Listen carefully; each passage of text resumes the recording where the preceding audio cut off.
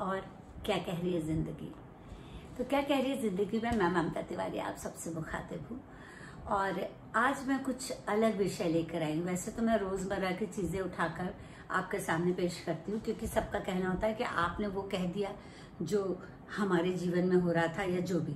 तो मैंने अभी इन्हीं दिनों मेरे बच्चों ने मुझे एक पुस्तक भेंट की जो जापानी लाइफस्टाइल पर है वो। तो उस पुस्तक में किस तरीके से दीर्घायु, वैसे तो कॉन्सेंट्रेट है वो, फोकस है दीर्घायु पर दीर्घायु भी स्वस्थ कैसे रहे। तो ये पुस्तक है इकिगाई। ये उसका हिंदी रूपांतरण है, इंग्लिश में है ये किताब। और इस इकिगाई में आपको, इकिगाई का मतलब अभी मैं आपको बताती हूँ। ये किताब के बारे में मैं बताना चाहती हूँ। मैं जो भी अच्छी चीज पढ़ती हूँ या लिखती हूँ या जो भी है वो आप सब लोगों को सुनाती हूँ। तो मैं आपको इकिगाई के बारे में बताना चाहती हूँ। इकिगाई लंबी लेकिन खुशहाल डगर। आजकल इकिगाई पुस्तक की चर्चा जोरों शोरों से है। मेरी बढ़ती उम्र और पढ़ने के शौक को देखकर बच्चों ने ये पुस्तक मुझे भेंट की और मैंने झुंझलाते हुए कहा था उनसे कि एक और मोटिवेशनल बुक।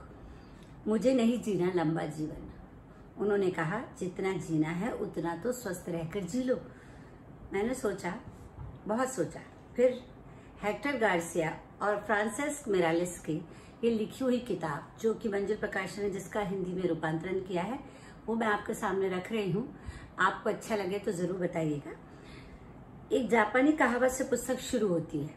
100 वर्ष जीने की चाहत आप में तभी होगी जब आपका हर पल सक्रियता से भरा हो। खैर 100 साल जीने की तमन्ना तो अपन नहीं कर रहे, पर देख रही हूँ कि सभी लोग स्वस्थ जीवन जीना चाहते हैं। किसी पर आश्रित भी नहीं होना चाहते हम। दोनों लेखक अलग अलग शहर में रहते थे और एक ही विषय पर सोच रहे थे, इकिगाई। इकिगाई का सामान्य अर्थ है हमेशा व्यस्त रहने से मिलने वाला आनंद, जबकि हमारे यहाँ 60वें बरस में ही आप रिटायर्ड माने जाते हैं। अरे आपसे नहीं होगा, अब आपकी उम्र हो गई है, वगैरह वगैरह।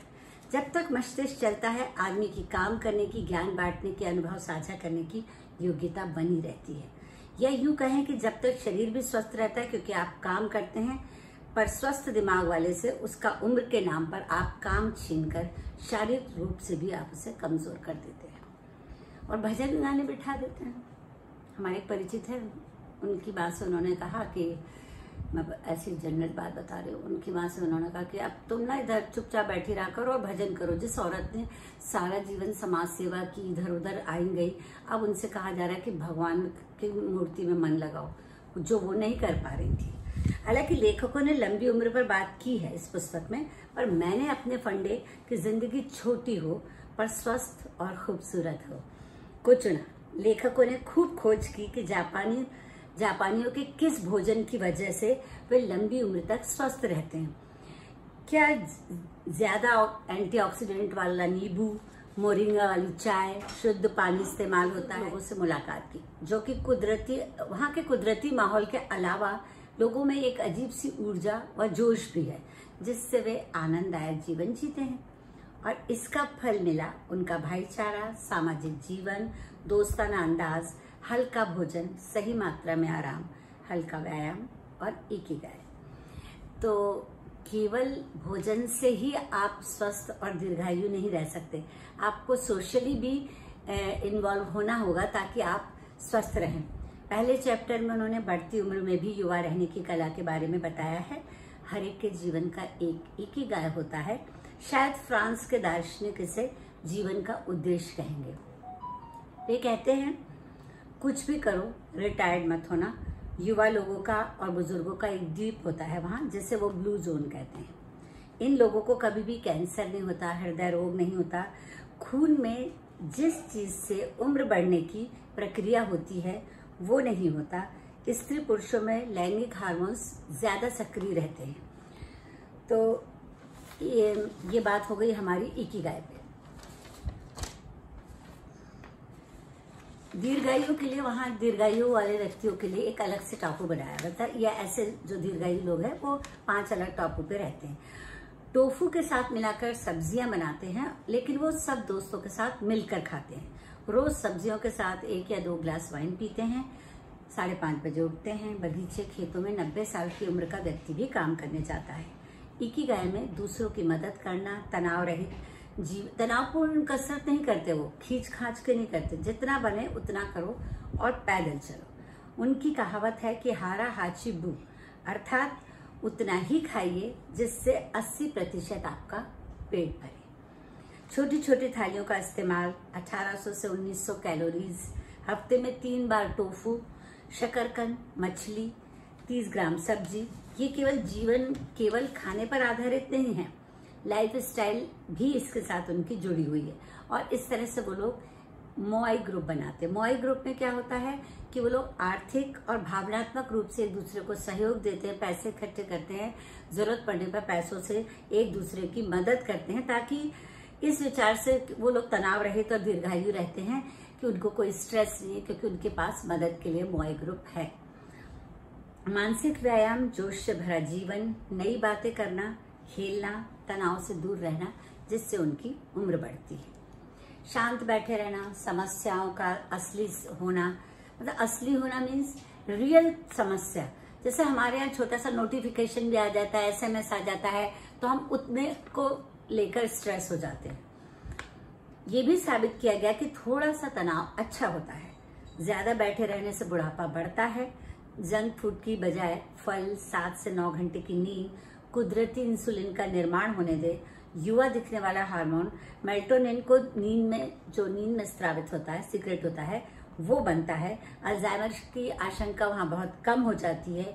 धूप और कैल्शियम वो लोग पर्याप्त मात्रा में लेते हैं। इन सब का मन से युवा रहने का संबंध बताया गया है। देखिए, कई बातें तो हम जानते हैं, ये सब बातें भी जो मैंने कही वो जानते हैं। और इस किताब में क्या अनोखी बात है, ये किताब बहुत हल्की फुल्की है और आपको भारी भरकम लाइफ स्टाइल करने को नहीं कहती। उन्होंने एक जापानी कविता खुद के लिए लिखी है, जिसको वो रोज दोहराते हैं या हफ्ते में एक बार ग्रुप में दोहराते हैं, जिसका हिंदी तर्जुमा कुछ इस तरीके से है कि स्वस्थ और दीर्घायु जीवन के लिए सभी पदार्थ थोड़े थोड़े और खुशी से खाएं, जल्दी सोएं, जल्दी उठें, तुरंत घूमने जाएं। हम हर दिन बड़ी शांति के साथ जीते हैं और यात्रा का आनंद लेते हैं। स्वस्थ और दीर्घायु जीवन के लिए हम सभी दोस्तों से अपनेपन का बर्ताव करते हैं। गर्मी हो या बारिश हो या सर्दी, हम लेते हैं आनंद सारी ऋतुओं का। आपकी उंगलियां कितने साल की हैं, इसकी चिंता नहीं करें। अपने मस्तिष्क और हाथों की मदद से काम करते रहें। हमेशा काम में मशगूल रहें और काम करते रहें। 100 साल आपकी ओर चलते हुए अपने आप आएंगे। खैर, मैं वही बात कह रही हूँ आपसे, हम 100 साल की तमन्ना नहीं कर पाते, हम स्वस्थ जीवन की तमन्ना तो कर ही सकते हैं। तो कार्य और खाली समय का इस्तेमाल अपने विकास के लिए करें। इसका पता आपको होना चाहिए कि जैसे मुश्किल काम खोजें, मुश्किल हो जिसमें करने में एडवेंचर है लेकिन कठिन नहीं, जिससे बीच में न छोड़ दें। स्पष्ट लक्ष्य पक्का करें, एक ही लक्ष्य पर केंद्रित रहें। सोने से पहले, उठने के बाद टीवी मोबाइल ना देखें। स्टीव जॉब्स ने पूरी पद्धति को समझा और जापानियों से बात की। फिर उनके शिल्पकारों के पास एक तकुमी नाम की कला है, जिससे वो कठिन चीजें बनाते हैं। जंगलों से लकड़ियां लाते हैं, जड़ी बूटियां, कप वगैरह बनाते हैं। तो उन्होंने उससे काफी चीजें उन्होंने अपने इंस्टीट्यूट के लिए ली, अपने जीवन में उन्होंने उनका उपयोग किया और वो बहुत बड़े जापानियों के फैन भी हैं। 25 मिनट काम करें तो 5 मिनट रेस्ट करें। सादगी और लक्ष्य मुख्य कार्य हैं। अगर आप रेस्टोरेंट चलाते हैं तो मछली खुद खरीद कर लाते हैं। पुस्तक छोटी है पर गूढ़ अर्थ लिए है।